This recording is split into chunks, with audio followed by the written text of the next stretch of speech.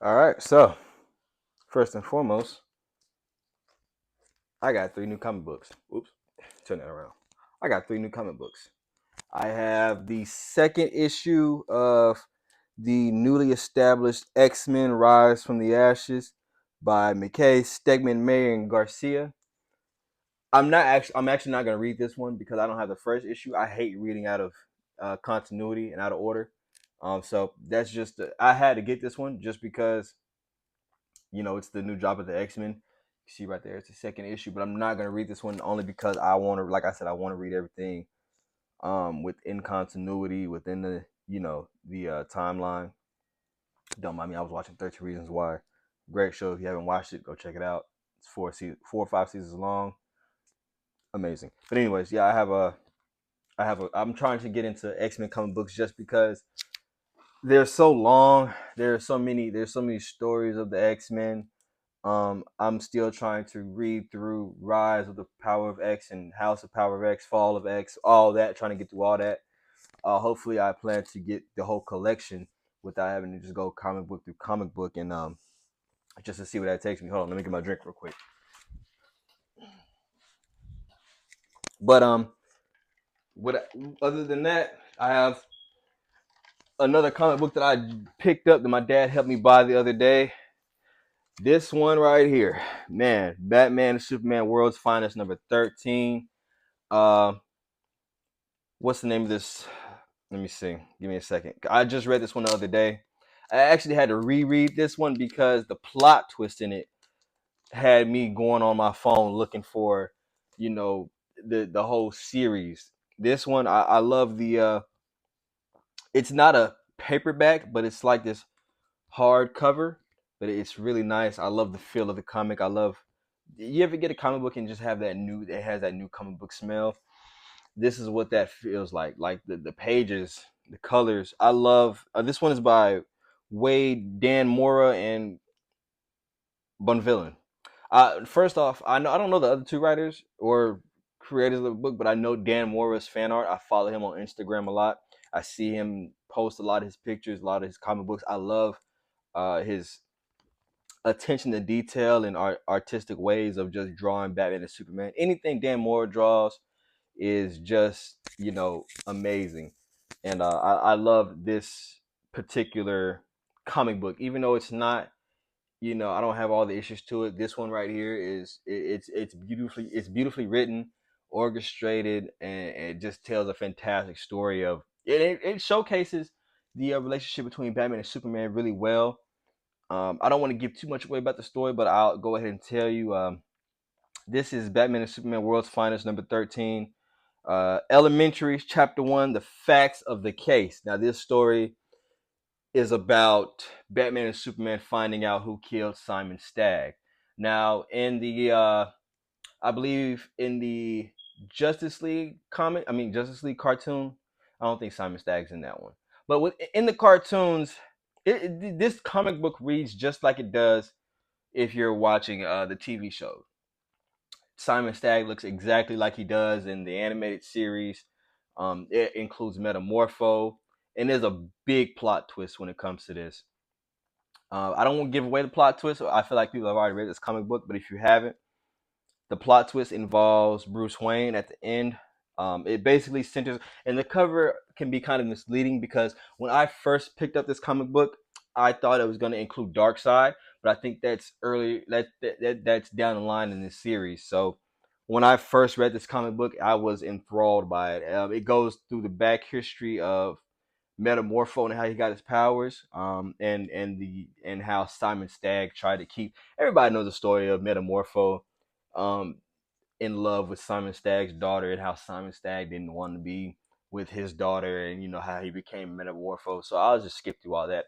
But the real enjoyment of this comic book is the plot twist in it and how Batman displays his uh detective skills and how he's always just that brooding force that can't be reckoned with, no matter if you're super powered up like Metamorpho that could take you out with a single gas, or if you're a low level criminal like the Joker. Well, actually, Joker's not a low level criminal, but I love how it incorporates Batman and Superman's relationship because at the end of this, I'm sorry, I'm stumbling, but at the end of this comic book, um, Superman or Clark Kent is forced to write a publishing piece about the real killer of Simon Stagg, and you'll never guess who it was. It's Bruce Wayne.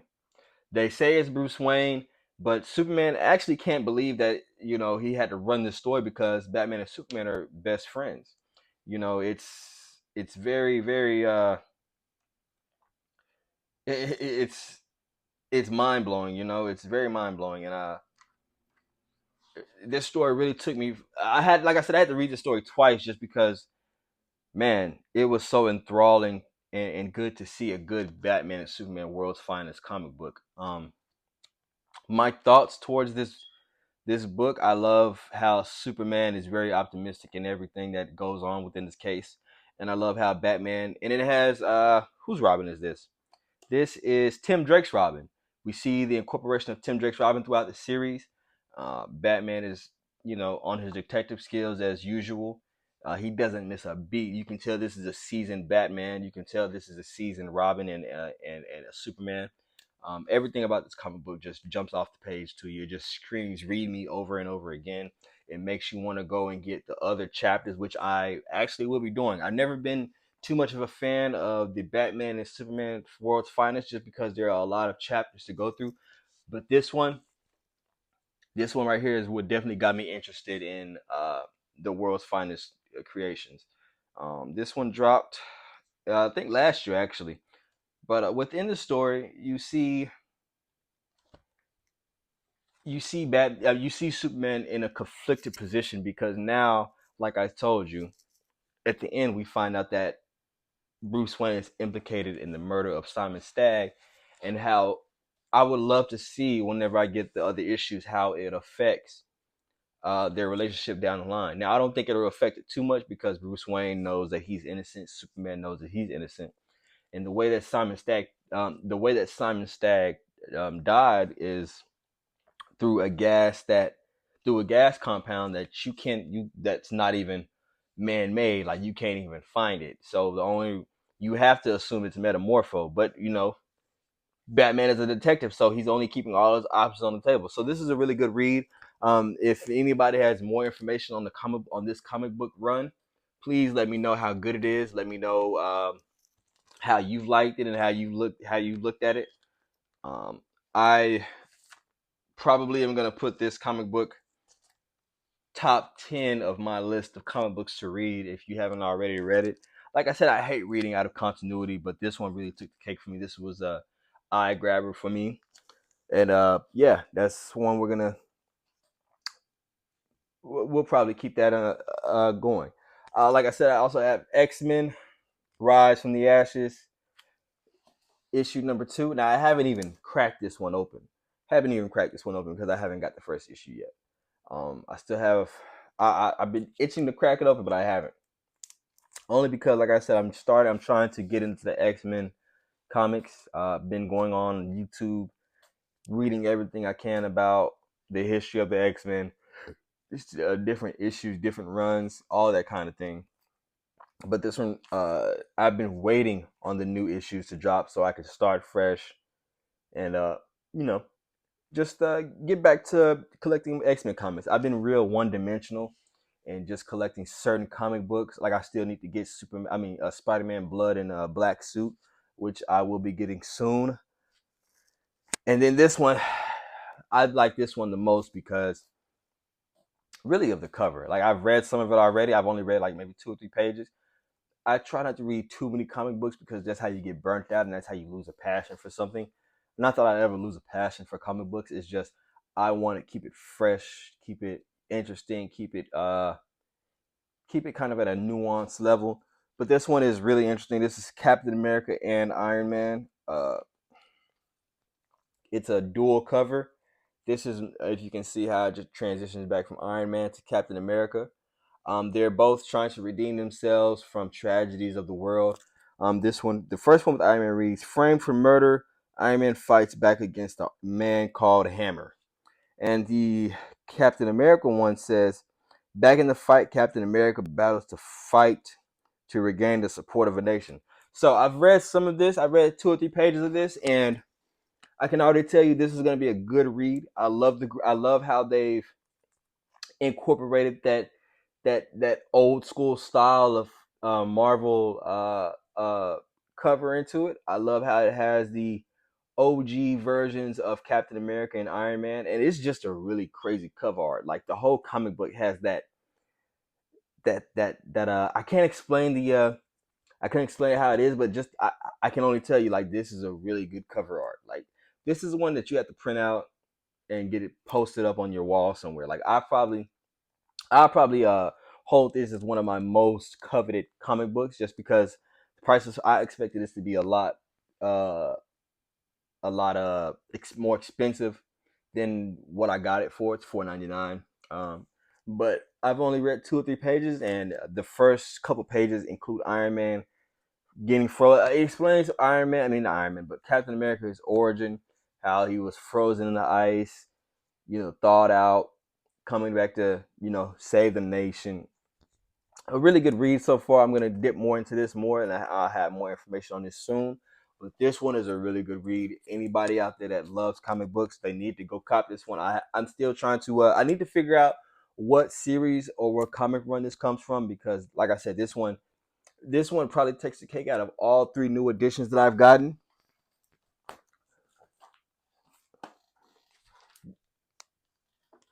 Only because this one I've never had a double cover, and I feel like in time this one will sell for. Look at that. Look at that. Look how that transition just goes. And I feel like in time this one will sell for big money down the line. Um, man, I'm sorry. I just love comic books. If anybody loves comic books, I applaud you because in the day and age we live in, nobody. I'm sorry if I'm sweating. It's kind of hot in this room. In this day and age, nobody really likes reading. I just learned that it's Suicide Prevention Month, and for anybody out there that is suicidal, that is going through a rough time mentally, um, I know it might be hard to say, but you can get through it if you take the time out to really learn yourself. Nobody likes being alone. Nobody likes being by themselves in a time of need, but you're never alone. I'm telling you, if you don't even want to read comics, you can just flip through the pages and see. Really, you have to read it. You have to read comic books. I feel like comic books are a way of helping people understand themselves. I told my dad the other day that comic books are educational, and he laughed at me, but I'm not joking. Comic books can be educational if you let it be. It's not so much of the characters; it's a story. It's not about the characters.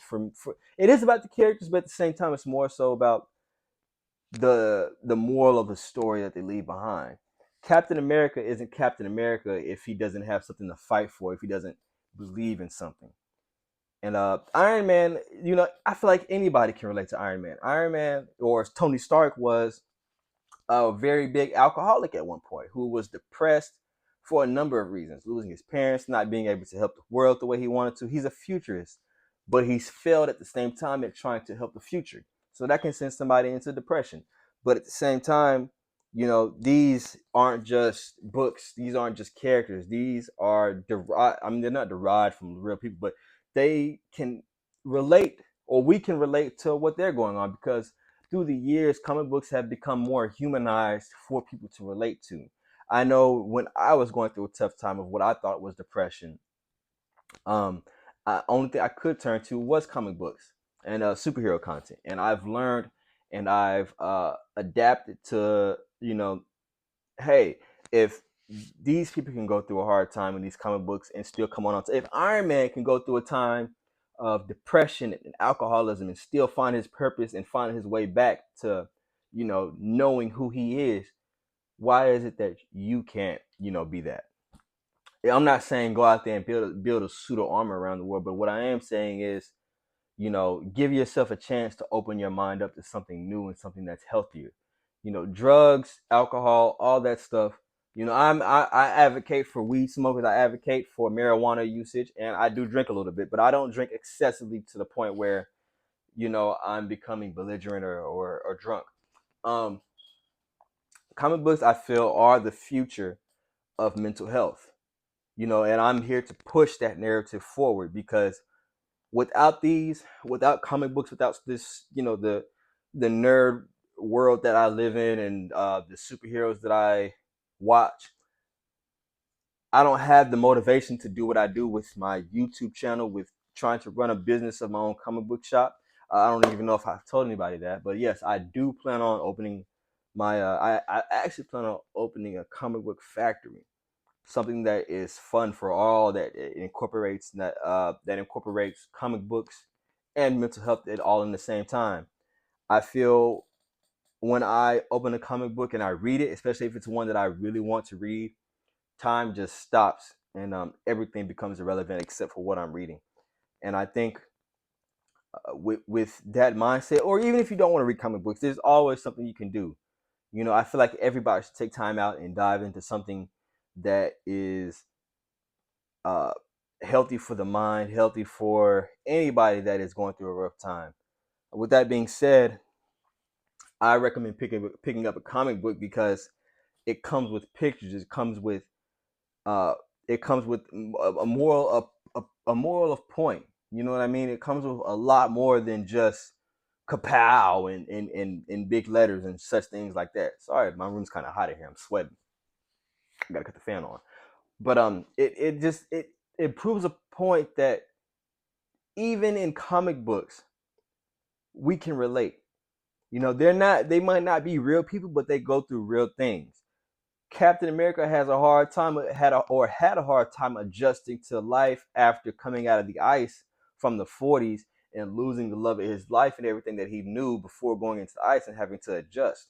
If you go watch Infinity War or Endgame and you see Chris Evans, Steve Rogers, when he was counseling people that were at loss because of the snap, he encouraged people that you have to keep going, that you have to move on, because if you don't move on, you'll be stuck in the past, and that will cause you to lose your mind. That will cause you to want to have suicidal thoughts and be depressed.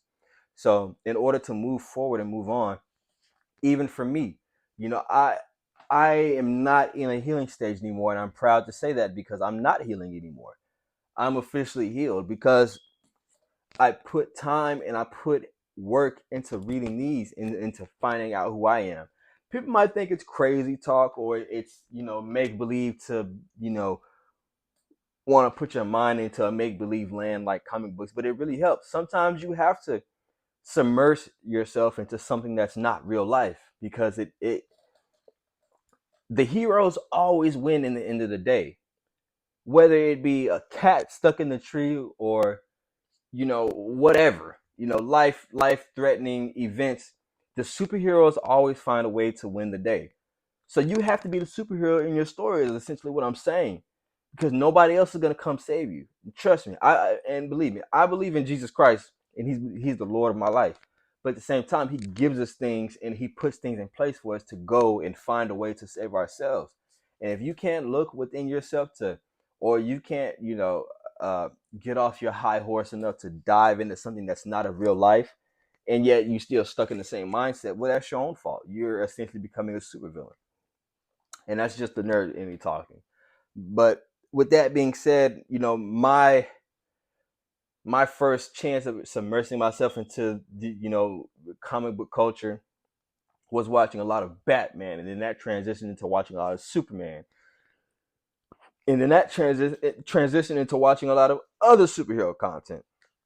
So what I'm saying is, that has snowballed into me wanting to own my own comic book factory, having my own comic book shop, whatever. But I've learned that within this time frame, that it's more than just a book. This is a more of like a lifestyle. I love what I do with comic books. I love reading them. I love picking them apart and seeing, how can I incorporate certain aspects of a character into my life.